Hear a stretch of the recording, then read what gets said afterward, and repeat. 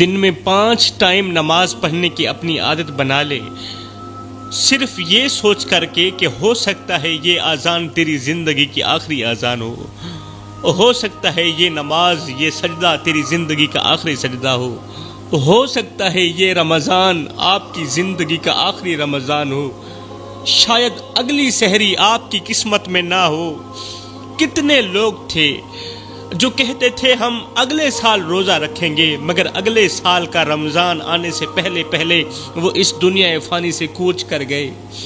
میرے بھائیوں، یہ وہ مہینہ ہے جس کے اندر اللہ روز پوچھتا ہے، یہ وہ مہینہ ہے جس کے اندر اللہ روز پوچھتا ہے کوئی مانگنے والا، ہے کوئی رونے والا، میں اس کے آنسوؤں کو قبول کروں، ہے کوئی اپنے گناہوں کا بوجھ اتارنے والا، جو اپنے گناہوں کا بوجھ اتارنا چاہتا ہو، میں اس کے تمام گناہوں کو ماہ رمضان کا صدقہ بخش دوں۔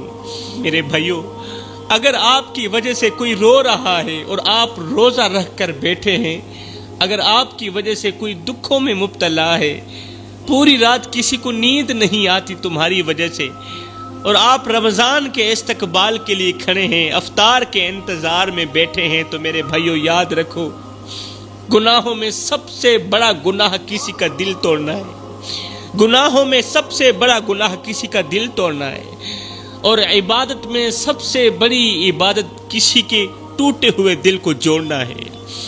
ایسے گناہ مت کرو جو تمہاری عبادت کو کھا جائیں، کیونکہ کسی کا دل توڑنے والا جو گناہ ہے نا، وہ نیکیوں کو اس طرح کھاتا ہے جس طرح آگ لکڑیوں کو کھاتی ہے۔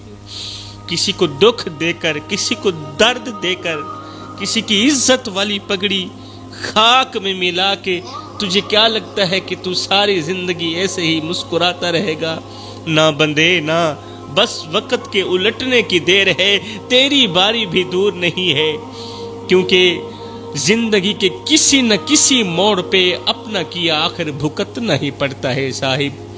اللہ کے ہاں صرف سجدوں کی تعداد نہیں دیکھی جاتی، دلوں کی حالت بھی دیکھی جاتی ہے۔ اگر تم واقعی چاہتے ہو کہ تمہارا روزہ آسمان تک پہنچے، تو سب سے پہلے اس دل تک پہنچو جسے تم نے ایک بار نہیں بار بار توڑا ہے، اس کے آنسو پوچھو، اس سے معافی طلب کرو، کیونکہ جس دن میزان قائم ہوگا اس دن ٹوٹے دلوں کا حساب سب سے پہلے لیا جائے گا۔ قیامت کے دن ٹوٹے ہوئے دلوں کا حساب سب سے پہلے لیا جائے گا، اور اس دن انسان اپنی نیکیوں کو بچانے کے لیے، اپنے سجدوں کو بچانے کے لیے، اپنا روزہ بچانے کے لیے ترسے گا، مگر کسی کی ایک آہ اس کی پوری عبادت ہلا کے رکھ دے گی۔ سوچو میرے بھائیوں، اگر قیامت کے دن وہی شخص اللہ کے سامنے کھڑا ہو کر کہہ دے، وہ شخص جسے تم نے ساری زندگی ذلیل کیا، بے عزت کیا، اس کی عزت والی پگڑی خاک میں ملائی، اس کا جینا حرام کر دیا، اگر قیامت کے دن وہی شخص اللہ کے سامنے کھڑا ہو کر یہ کہہ دے، یا اللہ اس نے لوگوں کے سامنے میری عزت کو مجروح کیا، اس کی زبان کے سخت جملوں نے مجھے اندر سے توڑ دیا تھا، میرے بھائیوں، اس دن نہ تمہاری طاقت کام آئے گی، نہ تمہارا مقام کام آئے گا، نہ تمہارا عہدہ کام آئے گا، نہ تمہاری شہرت کام آئے گی، صرف اعمال بولیں گے۔ اس سے پہلے کہ وقت ہاتھ سے نکل جائے، اپنے رویوں کو بدلو، اپنی زبان کو نرم کرو، کیونکہ اللہ کے نزدیک وہ دل زیادہ قیمتی ہے جسے تم نے ایک بار پھر سے جوڑ دیا ہے، وہ دل زیادہ قیمتی ہے جو بس اللہ کے حضور روتا ہے، جب بھی روتا ہے اللہ کے ہاں روتا ہے، جب بھی فریاد پیش کرتا ہے اللہ کو فریاد پیش کرتا ہے۔ دنیا میں جو بے سہارا ہے وہ دل اللہ کے ہاں سب سے زیادہ قریب ہے۔ اور میرے بھائیوں، رمضان وہ مہینہ ہے جس کی ایک رات ہزاروں مہینوں سے بہتر ہے، ہزاروں دنوں سے نہیں، ہزاروں راتوں سے نہیں، بلکہ ہزاروں مہینوں سے بہتر ہے ایک رات جس میں آسمانوں کے دروازے کھول دیے جاتے ہیں۔ یہ وہ دروازے ہیں جن دروازوں سے زمین پر رحمت برستی ہے، اور جہنم کے تمام دروازے بند کر دیے جاتے ہیں، جس میں ایک نیکی کا اجر کئی گنا بڑھ جاتا ہے۔ یہ کوئی عام مہینہ نہیں ہے، یہ رمضان ہے، یہ رحمت کا مہینہ ہے، یہ مغفرت اور نجات کا مہینہ ہے۔ میرے نبی نے منبر کی پہلی سیڑھی پر قدم رکھا تو فرمایا آمین، پھر دوسری سیڑھی پر قدم رکھا، پھر بھی فرمایا آمین، پھر تیسری سیڑھی پر قدم رکھا، فرمایا آمین۔ صحابہ کرام نے عرض کی یا رسول اللہ، آج ہم نے آپ سے ایک نئی بات سنی ہے، آپ ہر سیڑھی پر آمین کیوں فرما رہے تھے؟ تو میرے نبی نے فرمایا کہ جبریل علیہ السلام میرے پاس آئے تھے، انہوں نے دعا کی اور ان لوگوں کے حق میں بد دعا کی۔ جبریل نے کہا کہ ہلاک ہو جائے وہ شخص جو رمضان کا مہینہ پائے اور پھر بھی اپنی مغفرت نہ کروا سکے، ہلاک ہو جائے وہ شخص جو رمضان کا مہینہ اپنی زندگی میں پائے اور پھر اپنی مغفرت نہ کروا سکے۔ تو آگے میں نے سیڑھی پر قدم رکھتے ہوئے کہا آمین۔ میرے بھائیو، غور کرنے والی بات ہے کہ رمضان کی قدر نہ کرنے والوں کو بد دعا دینے والا کوئی اور نہیں، جبریل ہے۔ یہ کوئی عام نہیں، یہ جبریل ہے۔ اور آمین کہنے والی جو ہستی ہے وہ عام ہستی نہیں، وہ اللہ کا محبوب ہے۔ اب بتاؤ ایسا شخص کیسے امن پا سکتا ہے جو رمضان کا مہینہ پائے اور پھر بھی اپنی مغفرت نہ کروا سکے؟ ایسا شخص کیسے امن پا سکتا ہے، کیسے سکون پا سکتا ہے؟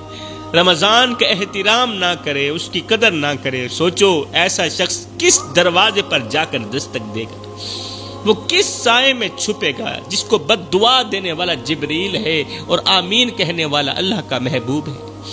رمضان تو وہ مہینہ ہے جس میں گنہگاروں کو بلایا جاتا ہے، آؤ معاف کر دوں، آؤ تمہیں پاک کر دوں، آؤ تمہارے نام کو بدل دوں۔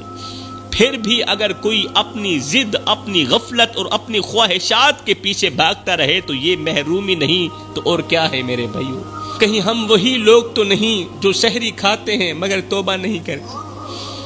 کہیں ہم وہ لوگ تو نہیں افطار کرتے ہیں مگر دل صاف نہیں کرتے؟ تراویح پڑھتے ہیں مگر زبان سے دوسروں کو زخمی کرتے ہیں، دوسروں کو دکھ دیتے ہیں۔ ڈرو اس لمحے سے جب رمضان ہم سے سوال کرے گا، میں آیا تھا تمہارے پاس، تم نے کیا دیا مجھے؟ تم نے میرا استقبال کیا، چلو تم نے خود کو بدلا۔ اور اگر اس دن ہمارے پاس جواب نہ ہوا تو آنکھوں کے آنسو بھی کام نہیں آئے گے۔ اس لیے ابھی وقت ہے، ابھی سانس چل رہی ہے۔ چراغوں سے نہ پوچھو کہ باقی تیل کتنا ہے، اور نہ ہی سانسوں سے پوچھو کہ باقی کھیل کتنا ہے۔ پوچھو صرف کفن میں سوئے ہوئے انسانوں سے کہ عمل زندگی میں اچھا ہو تو کفن میں چین کتنا ہے۔ ابھی وقت ہے، ابھی سانس چل رہی ہے، ابھی دروازہ کھلا ہے۔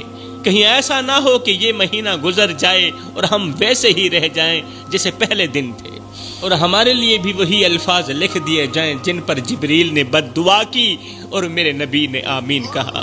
میرے بھائیو، رمضان صرف عبادتوں کی فہرست بنانے کا نام نہیں ہے، یہ اپنے اندر چھپے اندھیروں کو پہچاننے کا مہینہ بھی ہے۔ یہ وہ وقت ہے جب انسان کو اپنے دل کے آئینے کے سامنے کھڑا ہونا پڑتا ہے، پوچھنا پڑتا ہے کہ میں سارا سال کس دھوکے میں جیتا رہا۔ کتنی بار میں نے کہا کہ ابھی وقت ہے، ابھی وقت ہے، توبہ کر لوں گا، ابھی جوانی ہے، بعد میں توبہ کر لوں گا، ابھی زندگی باقی ہے، توبہ کر لوں گا۔ مگر رمضان آ کر یہ سچ دکھا دیتا ہے کہ زندگی کا کوئی بھروسہ نہیں ہے میرے بھائی۔ کتنے لوگ پچھلے رمضان ہمارے ساتھ تھے، آج قبروں میں سو رہے ہیں، آج وہ ہمارے ساتھ نہیں۔ پچھلے سال انہوں نے بھی روزے رکھے تھے، انہوں نے بھی قیام کیے تھے، انہوں نے بھی سحریاں کی تھیں، مگر آج ان کے ہاتھ خالی ہیں۔ مگر ہمارے پاس وقت باقی ہے۔ رمضان تمہیں صرف بھوکا رکھنے نہیں آتا بلکہ تمہیں جگانے بھی آتا ہے، تمہیں یہ احساس دلانے آتا ہے کہ تم بہت زیادہ کمزور ہو، تم محتاج ہو کسی کے، اور تمہارا رب تم سے ناراض بھی ہو سکتا ہے۔ فیصلہ تمہارے سجدوں سے نہیں، تمہارے دل کی سچائی سے ہوگا۔ سجدوں سے فیصلہ نہیں ہوگا، دل کی سچائی سے فیصلہ ہوگا۔ اس لیے اس مہینے کو ایسے پکڑ لو جیسے ڈوبتا ہوا شخص تنکے کو پکڑتا ہے، کیونکہ اگر یہ مہینہ ہاتھ سے نکل گیا اور دل نہ بدلا تو شاید اگلا موقع کبھی نہ ملے۔ میرے بھائیو، کیا آپ کو پتہ ہے کہ ہمارے پیارے نبی رمضان کیسے گزارتے تھے۔ رمضان میں آپ صرف عبادت نہیں کرتے تھے بلکہ ہر لمحہ یہ ڈر بھی ساتھ رکھتے تھے کہ کہیں امت محروم نہ رہ جائے۔ عبادت تو کرتے ہی تھے مگر صرف عبادت ہی نہیں کرتے تھے بلکہ ہر وقت، ہر لمحہ، ہر گھڑی یہ ڈر بھی ساتھ رکھتے تھے میرے آقا کہ کہیں امت محروم نہ رہ جائے۔ آپ کی دعاؤں میں اپنا ذکر کم اور گنہگاروں کا ذکر زیادہ ہوتا تھا۔ آپ خود بھوک برداشت کرتے تھے مگر دوسروں کو کھلانے میں سب سے آگے رہا کرتے تھے۔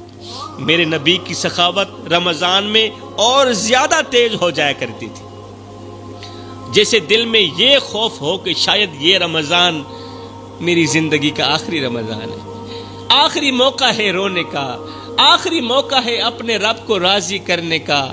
میرے بھائیوں، ہمارے پیارے نبی رمضان کو ایسے گزارتے تھے جیسے ایک مسافر آخری رات اپنے گھر پہنچنے سے پہلے جاگ کر تیاری کرتا ہو۔ ایک ہم ہیں کہ ایسے بابرکت مہینے کو بھی عام دنوں کی طرح گزار دیتے ہیں۔ رمضان کے مہینے میں میرا اللہ ہر وقت عرش سے آواز دیتا ہے کوئی مجھ سے بخشش طلب کرنے والا؟ ہے کوئی جو اپنے گناہوں کا بوجھ لے کر میرے دروازے پر آئے اور میں اس کا بوجھ ہلکا کر دوں؟ ہے کوئی جو ٹوٹ کر کہے یا اللہ میں غلط تھا، جو ٹوٹ کر کہے، رو کر کہے یا اللہ میں غلط تھا؟ میرے بھائیوں ذرا سوچو، رب خود بلا رہا ہے، خود کہہ رہا ہے مانگ لو، اور ہم ہیں کہ اس وقت یا تو سو رہے ہوتے ہیں یا پھر فضول باتوں میں لگے ہوئے ہوتے ہیں۔ سحری کا وقت ہوتا ہے، زمین پر خاموشی ہوتی ہے مگر آسمان پر اعلان ہو رہا ہوتا ہے کہ آج جس نے مانگ لیا وہ خالی نہیں جائے گا۔ افطار سے پہلے کا وہ لمحہ جب پیاس اپنے عروج پر ہوتی ہے، اگر اس وقت دل سے ایک آہ نکل جائے نا تو تقدیر بدل سکتی ہے، ایک آہ تقدیر بدل سکتی ہے۔ میرے بھائیوں، یہ وہ مہینہ ہے جس میں ایک سچا آنسو سالوں کے گناہ دھو دیتا ہے، ایک سجدہ انسان کو کہاں سے کہاں پہنچا دیتا ہے۔ لیکن شرط یہ ہے کہ دل زندہ ہو، دل نرم ہو، صرف ہونٹ نہ ہلے بلکہ روح ہلے۔ اس لیے میں کہتا ہوں رمضان کو بس گزارو مت، اسے پکڑ لو، اسے جکڑ لو۔ اگر اس بار بھی نہ جاگے تو پھر نہ کہنا کہ ہمیں موقع نہیں ملا۔ ایک بات بتاؤں، رمضان صرف یہ نہیں کہ تم نے سحری کر لی، افطار کر لیا اور سمجھ لیا کہ کام مکمل ہو گیا۔ نہیں میرے بھائی، رمضان تمہیں دیکھ رہا ہوتا ہے، تمہارا دل دیکھ رہا ہوتا ہے، تمہاری نیت دیکھ رہا ہوتا ہے۔ تم دن بھر بھوکے رہ کر بھی اگر زبان سے کسی کو زخمی کر دو تو سوچو تم نے کیا پایا۔ پورا دن بھوکے رہے، نماز پڑھی، پھر بھی اگر کسی کے دل کو تم زخمی کر دیتے ہو تو ایک بار سوچو تو صحیح تم نے پایا ہی کیا ہے؟ کیا تمہاری بھوک اللہ کے ہاں قبول ہوگی؟ تم تراویح پڑھ کر آؤ اور گھر آ کر کسی پر غصہ نکال دو، بیوی کو دکھ دو، بیوی کو درد دو، بچوں پر غصہ کرو، تو یہ کون سا رمضان ہے بھائی؟ اصل رمضان یہ ہے، اصل روزہ یہ ہے کہ تمہاری آنکھ بدل جائے، تمہارا لہجہ بدل جائے، تمہارا رویہ بدل جائے، تم پہلے جیسے نہ رہو۔ رمضان امتحان بھی ہے، صرف پیٹ کا نہیں، دل کا امتحان ہے، نفس کا امتحان ہے۔ تم نے کبھی غور کیا کہ بھوک کیوں رکھی جاتی؟ تاکہ تمہیں احساس ہو، تاکہ تم جھکو، تم ٹوٹو، اور جب بندہ ٹوٹ جاتا ہے نا تو وہی لمحہ اس کی اصل طاقت بن جاتا ہے۔ سیدنا علی المرتضیٰ شیر خدا کرم اللہ وجہ الکریم سے پوچھا گیا کہ جب انسان کی زندگی میں زوال آنے لگتا ہے تو کون سی علامات ظاہر ہونے لگتی ہیں؟ جب انسان کی زندگی میں اندھیرا آنے لگتا ہے، جب انسان کی زندگی میں برا وقت آنے لگتا ہے تو کون سی علامات ظاہر ہونے لگتی ہیں؟ انسان کو کیسے پتہ چلتا ہے کہ اس کی زندگی میں آنے والا وقت اس کے لیے تباہی لانے والا ہے؟ تو حضرت سیدنا علی المرتضیٰ شیر خدا کرم اللہ وجہ الکریم نے فرمایا جب 3 علامات ظاہر ہونے لگیں تو جان لینا کہ تمہاری زندگی میں بہت بڑی تباہی آنے والی ہے۔ جب 3 علامات ظاہر ہونے لگیں تو جان لینا تمہاری زندگی میں تباہی آنے والی ہے، زندگی میں زوال شروع ہونے والا ہے، تمہاری بربادی شروع ہونے والی ہے۔ پوچھا گیا حضرت بتائیں نا وہ کون سی 3 علامات ہیں، وہ کون سی 3 علامات ہیں؟ حضرت سیدنا علی المرتضیٰ شیر خدا کرم اللہ وجہ الکریم نے فرمایا پہلی علامت جب انسان کو اپنے کرتوت نظر آنا بند ہو جائیں، جب وہ برائی کو برائی سمجھنا چھوڑ دے، جب دل اس قدر سیاہ ہو جائے، کالا ہو جائے کہ غلط کام کرتے ہوئے بھی شرمندگی محسوس نہ ہو، فرمایا یہ وہ لمحہ ہوتا ہے جب انسان ہنستے ہنستے تباہی کی طرف بڑھ رہا ہوتا ہے اور اسے خبر بھی نہیں ہوتی۔ میرے بھائیو، آج حالت یہ ہو گئی ہے کہ ہم گناہ کو گناہ نہیں بلکہ زمانے کا چلن کہہ کر خود کو تسلی دے رہے ہوتے ہیں۔ ہم نماز چھوڑ کر بھی مطمئن ہیں، جھوٹ بول کر بھی مطمئن ہیں، کسی کا دل توڑ کر بھی مطمئن ہیں، اور حیرت کی بات یہ ہے کہ ہم سمجھتے ہیں سب ٹھیک چل رہا ہے۔ میرے بھائیوں، جب لوگوں کے سامنے گناہ کرنے میں، اللہ کی نافرمانی کرنے میں شرم نہ آئے تو یہ زوال کی پہلی علامت ہے۔ جب گھر بڑا ہو جائے مگر دل تنگ ہو جائے تو سمجھ لو معاملہ ٹھیک نہیں چل رہا۔ حضرت سیدنا علی المرتضیٰ شیر خدا کرم اللہ وجہ الکریم سے پوچھا گیا حضرت انسان کی زندگی میں زوال آنے کی دوسری علامت کون سی ہے؟ تو حضرت سیدنا علی المرتضیٰ شیر خدا کرم اللہ وجہ الکریم نے فرمایا دوسری علامت ہے باپ اور استاد کی نصیحت سے نفرت ہو جانا۔ زوال کی دوسری علامت باپ کی نصیحت سے نفرت ہو جانا، استاد کی نصیحت سے نفرت ہو جانا، پیر و مرشد کی نصیحت سے نفرت ہو جانا۔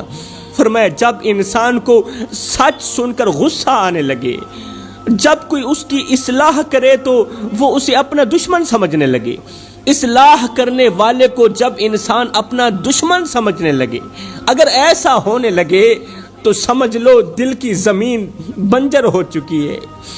یہ وہ حالت ہے جہاں انسان اپنی غلطیوں پر ڈٹ جاتا ہے، انسان کہتا ہے مجھے سب پتہ ہے، مجھے بتانے کی ضرورت نہیں، مجھے کسی کی بات کی ضرورت نہیں ہے، مجھے سب کچھ کا علم ہے، اور یہی غرور اس کے زوال کا آغاز بن جاتا ہے۔ وہ شخص جو شیشہ دیکھ کر اپنا چہرہ درست کرنے کے بجائے الٹا شیشہ ہی توڑ دے، وہ اپنی اصلاح کا دروازہ خود بند کر دیتا ہے، اور جب اصلاح کا دروازہ بند ہو جائے تو تباہی اندر داخل ہونے میں دیر نہیں لگاتی۔ پوچھا گیا حضرت انسان کی زندگی میں زوال لانے والی تیسری علامت کون سی ہے؟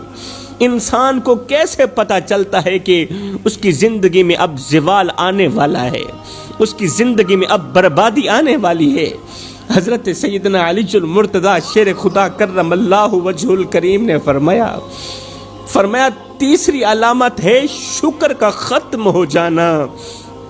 جب انسان کے پاس نعمتیں ہوں مگر زبان پر شکایت ہو، جب گھر ہو مگر دل میں ناشکری ہو، جب رزق مل رہا ہو مگر اسے کم سمجھا جائے، اللہ کی طرف سے دیے گئے رزق کو کم سمجھا جائے، فرمایا جب ایسا ہونے لگے تو جان لو زوال دروازے پر آ چکا ہے، زوال دروازے پر کھڑا ہے۔ شکر دل کی وہ ڈھال ہے جو مصیبتوں کو بھی ہلکا کر دیتی ہے میرے بھائیوں، مگر جب یہ ڈھال ٹوٹ جائے تو چھوٹی سی تکلیف بھی پہاڑ لگنے لگتی ہے۔ انسان دوسروں کی پلیٹ دیکھتا ہے، اپنی نہیں دیکھتا، دوسروں کی گاڑی گنتا ہے، اپنی چھت بھول جاتا ہے، وہ ہر وقت یہ سوچتا رہتا ہے میرے پاس کیا نہیں ہے، انسان ہر وقت یہ سوچتا رہتا ہے کہ میرے پاس یہ بھی نہیں، میرے پاس وہ بھی نہیں، اور یہ نہیں سوچتا کہ میرے پاس کیا کیا ہے۔ جو نہیں ہے اس کے بارے میں سوچتا ہے، جو ہے اس کے بارے میں نہیں سوچتا۔ ناشکری دل کو اندھا کر دیتی ہے میرے بھائیوں۔ انسان کے پاس سب کچھ ہے مگر اس کی قدر نہیں، یہ ناشکری ہی ہے، اور ناشکری دل کو اندھا کر دیتی ہے۔ بہت سی نعمتیں سامنے پڑی ہوتی ہیں مگر انسان کو نظر ہی نہیں آتی۔ کیا اولاد نعمت نہیں ہے؟ کیا یہ چھت اللہ تعالیٰ کی طرف سے دی گئی نعمت نہیں ہے؟ ہم نے اس نعمت کا شکر ادا کیا، لیکن نہیں، نعمتیں سامنے پڑی ہوتی ہیں مگر انسان کو نظر نہیں آتی، انسان اندھا ہو جاتا ہے۔ نا شکر انسان ہر وقت اندھا ہی رہتا ہے۔ اگر اس کے پاس بینائی ہوتی، اس کے پاس بصیرت ہوتی تو کیا وہ شکر گزاری نہ کرتا؟ میرے بھائیو، اللہ کسی کو دے کر آزماتا ہے اور کسی سے لے کر آزماتا ہے، اور بہت سے لوگ ایسے ہوتے ہیں جنہیں اللہ تعالیٰ عطا کرتا ہے واپس لیتا ہی نہیں۔ یہ وہ لوگ ہوتے ہیں جو ہر حال میں شکر گزار رہتے ہیں، جن کی زبان پر شکوہ نہیں بلکہ الحمدللہ ہوتا ہے، جو تنگی میں بھی رب کا ہاتھ تھامے رکھتے ہیں اور فراخی میں بھی سر جھکا کر چلتے ہیں۔ میرے بھائیو، آزمائش صرف چھن جانے کا نام نہیں، کبھی کبھی سب کچھ مل جانا بھی امتحان ہوتا ہے۔ اللہ تعالیٰ کبھی دے کر آزماتا ہے اور کبھی لے کر آزماتا ہے، کبھی کبھی سب کچھ مل جانا بھی امتحان ہوتا ہے۔ فرق صرف یہ ہے کہ کچھ لوگ نعمت پا کر بدل جاتے ہیں اور کچھ لوگ نعمت پا کر اور زیادہ جھک جاتے ہیں، اللہ کے قریب ہو جاتے ہیں۔ میرے نبی نے فرمایا، تم اللہ تعالیٰ کے دیے گئے تھوڑے رزق پر راضی ہو جاؤ، اللہ تعالیٰ تمہاری تھوڑی عبادت پر راضی ہو جائے گا۔ میرے نبی کے اس فرمان میں کتنا گہرا راز چھپا ہے۔ جو بندہ تھوڑے پر قناعت کر لے اس کا دل امیر ہو جاتا ہے۔ جو کم میں خوش رہنا سیکھ لے، جو تھوڑے میں خوش رہنا سیکھ لے، وہ کبھی محروم نہیں رہتا۔ اللہ تعالیٰ اس تھوڑے کو زیادہ کر دیتا ہے، مگر جو زیادہ کی آگ میں جلتا رہے وہ سب کچھ پا کر بھی خالی رہتا ہے۔ میرے بھائیو، اس کے پاس دولت تو ہوتی ہے مگر سکون نہیں ہوتا، اس کے پاس پیسہ تو ہوتا ہے مگر سکون نہیں ہوتا۔ کتنے لوگ ہیں، کروڑوں پتی ہیں، لاکھوں پتی ہیں، مگر راتوں کی تنہائیوں میں اٹھ اٹھ کے نیند کی گولی کھاتے ہیں، نیند نہیں آتی، دل بے چین رہتا ہے، مال کے ہوتے ہوئے بھی راتوں کو کروٹیں بدلتی رہتی ہیں، نیند نہیں آتی۔ اگر ہمیں بغیر گولی کے، بغیر شربت کے نیند آ جاتی ہے تو پھر اللہ تعالیٰ کی شکر گزاری تو ہونی چاہیے نا۔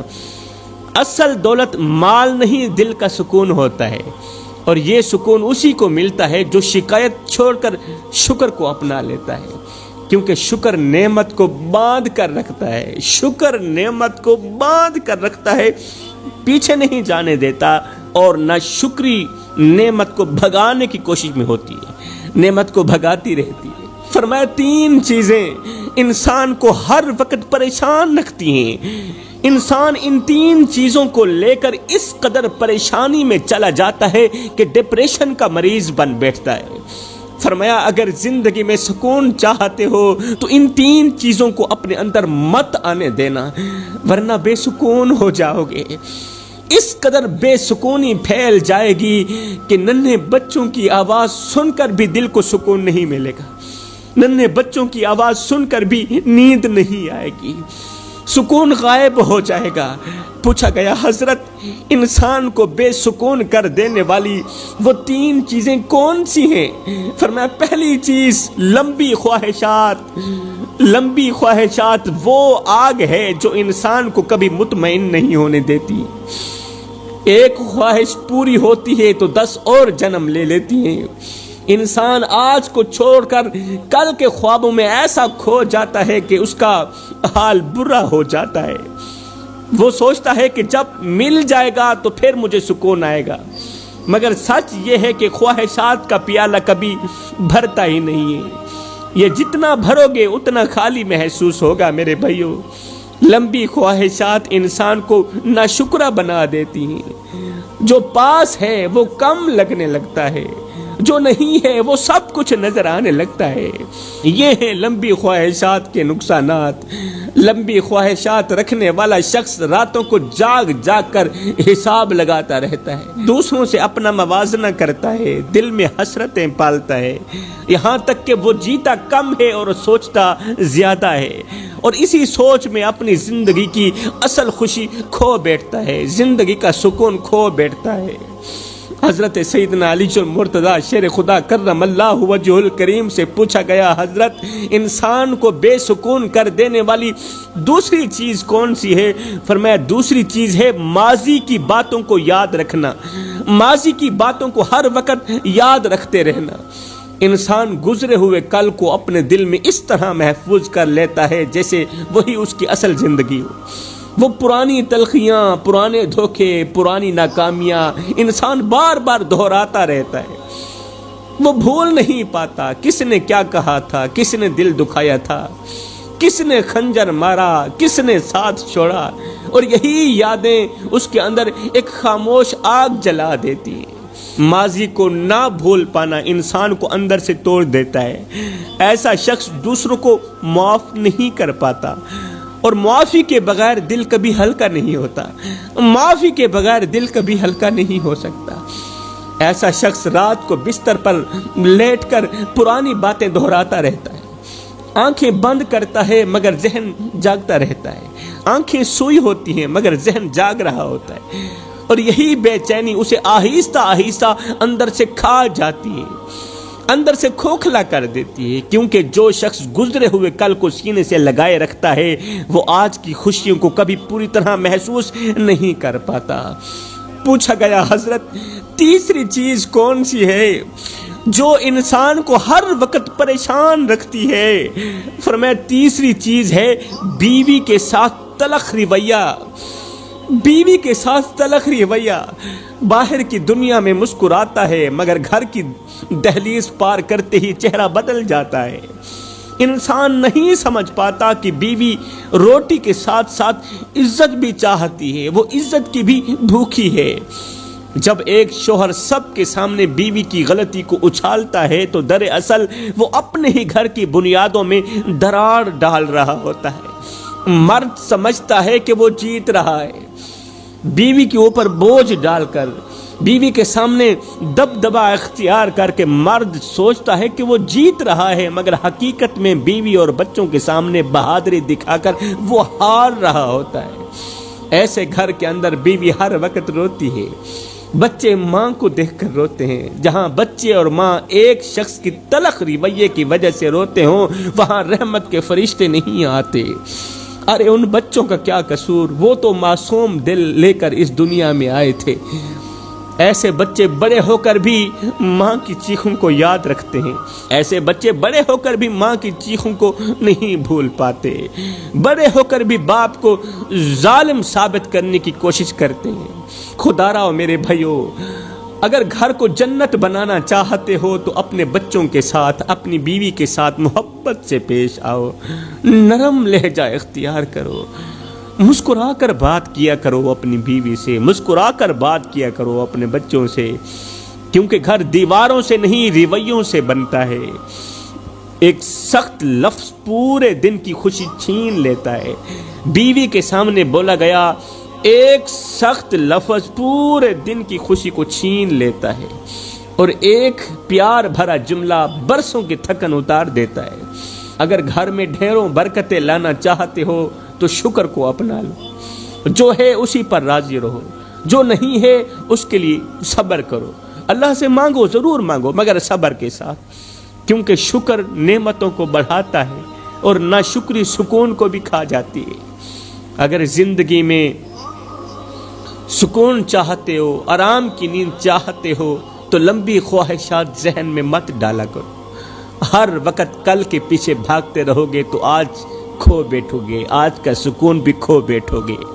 ماضی کو بھول جاؤ، پرانی تلخیوں کو دفن کر دو، دل کو ہلکا کرو، کیونکہ جو شخص ہر رات پرانے زخم تازہ کرتا ہے وہ کبھی چین سے نہیں سو پاتا۔ میرے بھائیو، سکون کسی بازار میں نہیں ملتا، یہ نرم رویے، شکر گزاری، دل اور صاف نیت کے اندر پیدا ہوتا ہے سکون۔ اور ہاں، جو شخص اپنے گھر میں محبت بوئے گا وہی سکون کا پھل کھائے گا، ورنہ بے سکون ہی رہو گے۔ میں دعا کرتا ہوں اللہ ہمارے گھروں کو سکون کا گہوارہ بنا۔ آمین ثم آمین، وما علینا الا البلاغ المبین۔